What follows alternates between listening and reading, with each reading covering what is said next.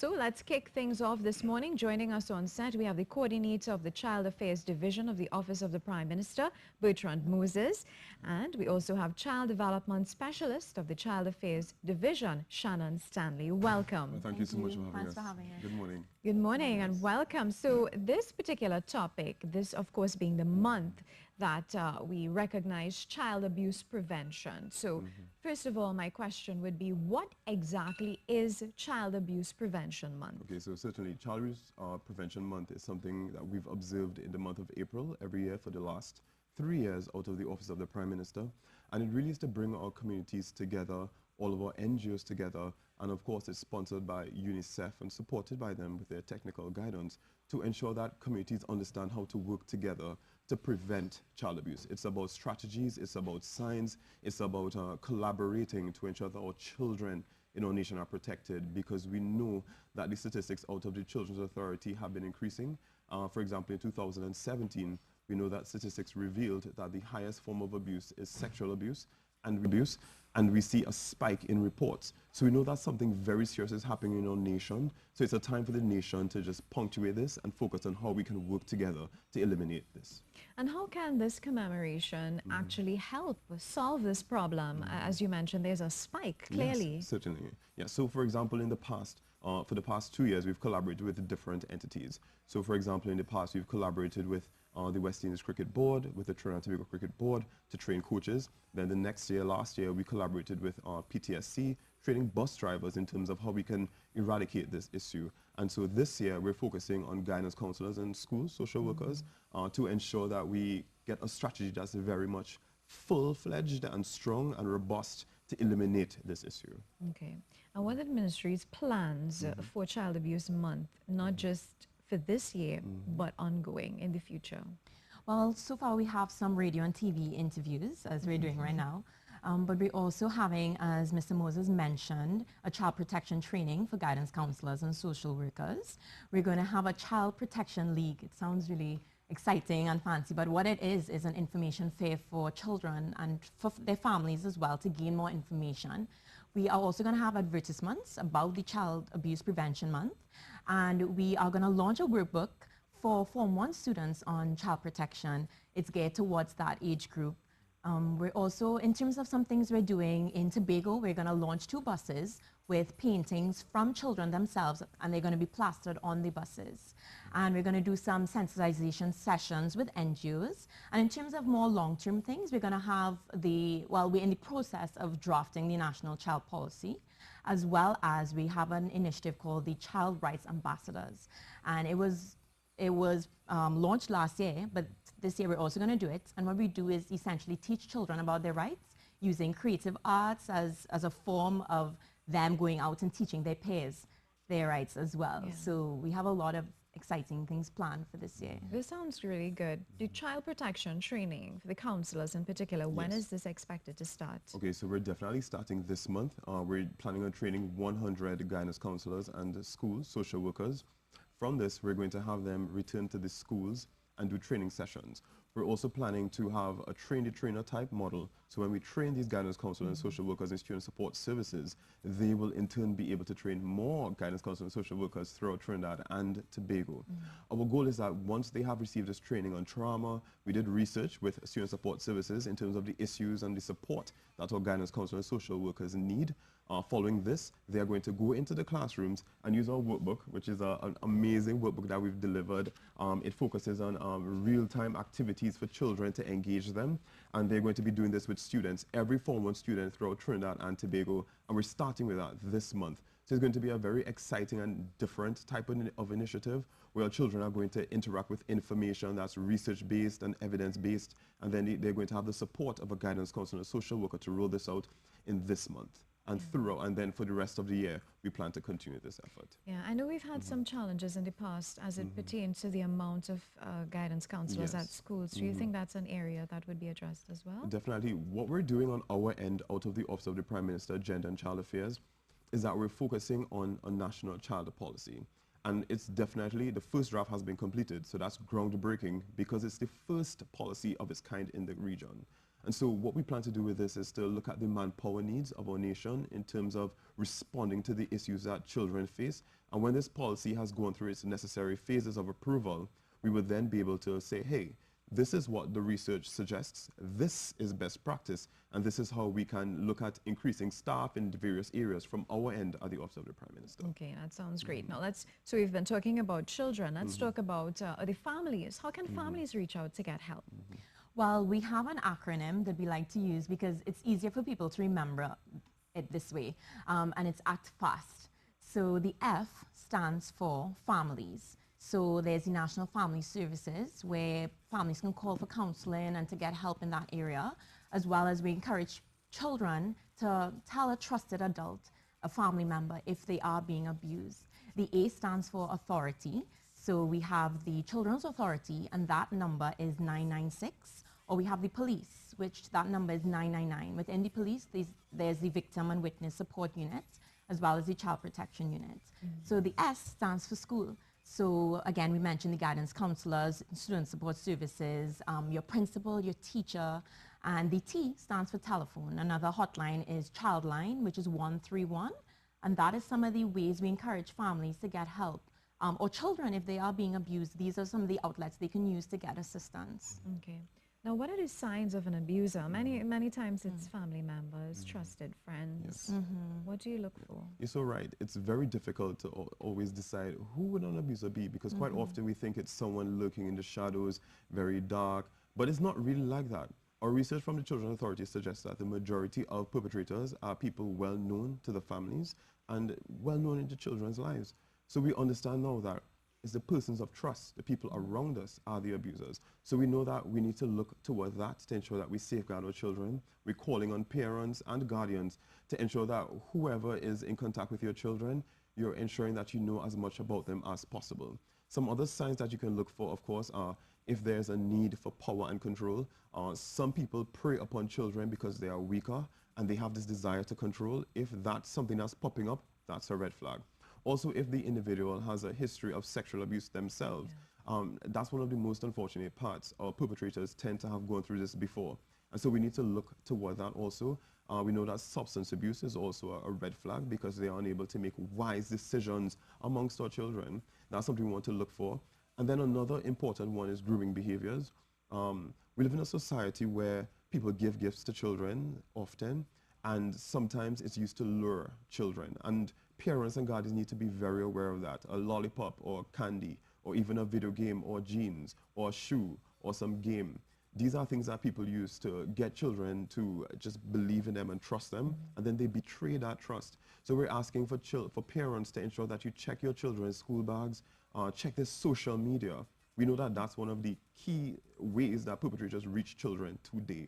Check their social media, get the password even. It may seem like a violation, but if you have a young child using social media and you're concerned about it, have a conversation with your child about these are the parameters and boundaries, and this is what I need to share, so I could protect you in the best way possible.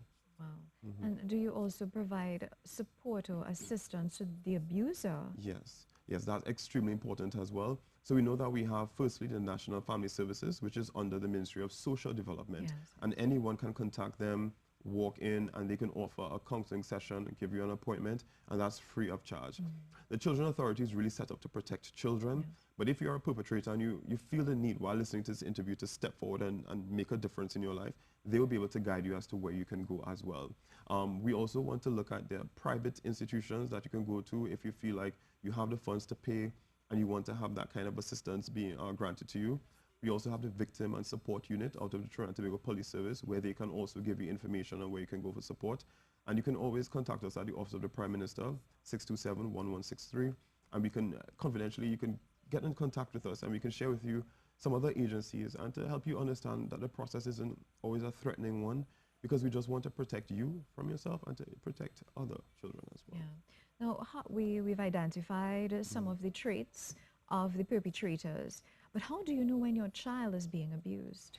Well, that's an excellent question. So there are 4 types of child abuse. So there is physical. So that's any non-accidental injury to the child. It might be burning, striking, kicking. And if you would notice, some children who have unexplained bruises, welts, pattern of marks on their skin. These are the sort of things you'd look out for. They might wear unusually long clothing to hide some of these marks. That's something to look out for with physical abuse. Then there is emotional abuse, and that is when you psychologically harm a child. It may also be called verbal abuse as well, and it may involve name calling, threats, intimidation, and children who are emotionally abused tend to be very fearful, anxious, worried all the time, or they may show extremes in behavior, extremely demanding or extremely compliant, extremely aggressive or extremely passive. Then there is neglect. So this is a failure of parents to provide for basic needs of the children: food, shelter, clothing, to the extent to which the child's basic needs and their well-being is not being met as well. And you might notice this through, for instance, poor hygiene, children who may be unsupervised, who may be filthy. Those are the sort of things you look out for. And lastly, sexual abuse. So this is any sort of sexual acts, any force, any threat, any intimidation over a child or young person. And you might notice a child may have trouble sitting or walking, the presence of an STD. Those are some of these signs that you look out for a child who's being sexually abused. And another thing we like to stress, for parents especially, ways that you can prevent the occurrence of this from happening. You know, we really encourage parents to have age-appropriate conversations with children. We encourage them to teach children about good secrets versus bad secrets. Good secrets might be a surprise party. Bad secrets would be abuse. Teach children that their bodies are to be respected, that it's okay to say no. Make time for children. If your child comes to tell you something, listen to that child. Sometimes they may be trying to tell you something without actually saying it. Don't brush them off. Listen to what they have to say and believe them when they tell you, because it is a serious thing, and sometimes children are threatened not to say anything, but they may want to say something. So just be very attuned to your children and look out for certain signs. All right. Also, in the event that you have, and I know we touched on it a little bit earlier, but it's still a sensitive issue. A lot of the times in the reports, we see stepfathers or uncles, and even mothers, they ignore certain instances, but can a neighbor also report something like this in the event that they suspect? Certainly, and I'm happy to share that the Children's Authority's hotline, which is 996, allows for that confidential type of report. When you make a report, you pick up that phone and you call. It's so simple and easy. You don't even have to share who you are. You don't have to give details about, this is me, my name is XYZ. You can just say, you know what, there's something happening in the community. I'm very concerned about it. This is the location, and I would love if you can do some work in terms of researching what's happening here. And then so 996 is the main entity that you can call. There's also Childline. Childline's number is 131. And if you are feeling as though, hey, I'm not sure, but I feel like I should do something, you can call Childline at 131, and they can give you some guidance in terms of what you should do and how you can do it, and it would also alleviate a lot of your fears and concerns in that regard. But we're calling on everyone in the public to come forward. It doesn't have to be, you don't need to have evidence, because we need to just protect our children. Just pick up the phone, make a call, toll free, and we're so thankful if you could do that at least. Now, there are certain sticky situations where, in the event that there is intervention, mothers may tend to be a little bit, you know, they may be defensive and they may deny that anything is taking place. Well, how do you deal with a situation like that? Well, I think fortunately our response agencies, National Family Services, the Children's Authority, Victim and Witness Support, they understand these ramifications, because it's quite a scary thing. We know that that's one of the reasons that people don't break the silence against child abuse, is because of fear of how the life would be afterward, and even how it may affect the father's life or even the mother's life, or what life would a child live after. Thankfully, our response agencies understand these ramifications. They're trained social workers, trained psychologists, trained professionals who understand the sensitivity of it. The goal of these institutions isn't to remove children from their agencies. The goal always has been, and because we're a signatory to the United Nations Convention on the Rights of the Child, the goal is to always ensure that children are living with family members, with parents, and not to have them removed in that sort of fearful way. So our agencies understand this, and they do their very best to work in that manner. And also we know that we want to have support for the perpetrators as well. And these are things that we really try to push us. Yeah. You spoke about how will life be afterwards. So I'm assuming that counseling will also be provided to mothers or even other family members. Yes, I think fortunately, I think our agencies believe in the family response model. It's a holistic approach to issues, so it's not just focused on the child, but I know family members are also called in for counseling services, and that's something that even individuals can advocate for. If they feel like they're not getting enough services, they can also advocate to have that happen. And besides, I know the topic is child abuse, but apart from that, are there other areas that you will seek to address? Yes, definitely. So, of course, there are situations such as bullying, school violence, children living with disabilities. So we are hoping and using the National Child Policy to address some of these areas, most of these areas. And we are hoping that through this policy, it will be a precedence of how children are meant to be treated and in this country in a way that it upholds their rights according to the United Nations Convention on the Rights of the Child, which we have ratified. So those are some of the areas that we will be looking at as well. Yeah. And talking about bullying, you know, it's a very complicated topic. A lot of the times we tend to respond to bullies by being bullies ourselves, even teachers. Do we really understand in terms of training? Are you providing that sort of training for teachers to identify how they go about? I know you mentioned counselors, but are teachers adequately trained as well to deal with identifying whether a child is being sexually abused or even being bullied? Yeah, I'm happy you said that because that's one of our strategies in terms of rolling this out. In terms of our modules to train the guidance counselors and social workers, because they are on the ground, we're doing sessions with them that teach them about advocacy, which they already do, but we're also adding a dialogue to it that would empower them even more. We love having workshops with our partners because it allows us to come up with new suggestions, and then we have the evidence-based practices with it. So we're encouraging them to also be advocates within the schools and within their communities to also break the silence in that regard. Then our National Child Policy also supports that effort. And we have child rights ambassadors. We've already had them for almost 1 year. And these are children that we have trained in child rights. And then we got them to do presentations in their schools to advocate for their rights. We're happy to say that out of our child rights ambassador training, we trained roughly 50 child rights ambassadors in Trinidad and Tobago.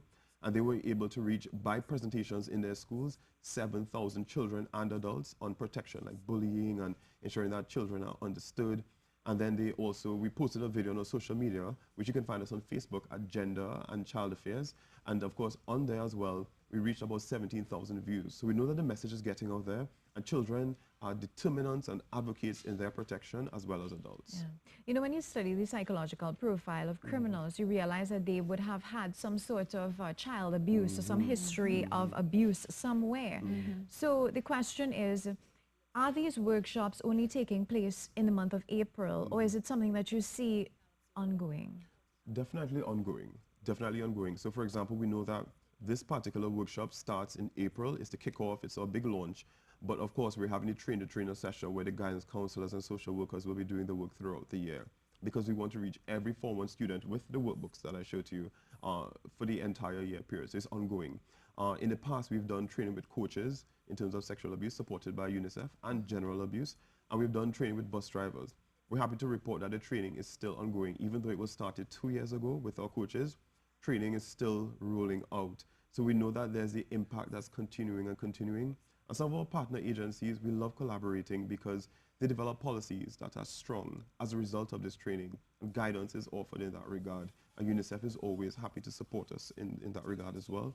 So we know that there's ongoing training and a multiple prong approach as opposed to just focusing on one, because our training areas focus on legislation, the Children's Act, and we look at persons who are in positions of trust. So we're rolling that out in terms of training and support, but we plan to reach everyone who is affected as well. Great. And my final question, as it pertains to workshops, how many schools across the country, and also when is it expected Okay, to? so training begins this year, and we're of course excited about that because it's groundbreaking, targeting all Form 1s, and we're excited about that.